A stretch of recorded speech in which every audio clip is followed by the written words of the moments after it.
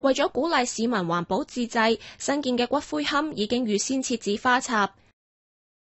另外，只有喺地下嘅樓層先可以揾到俾市民燃燒冥鏹嘅化寶爐，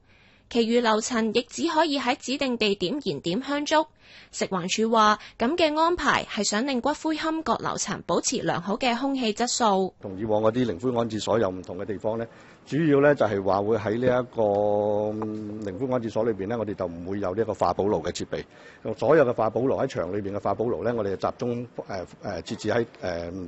靈灰安置所範圍裏邊嘅地下嘅樓層。咁而呢個嗰啲化寶爐呢，亦都係有呢個環保設備嘅設施嘅，係盡量將嗰個空氣污染呢減到最低嘅。至於室外骨灰龕位就喺大樓外嘅斜坡街地。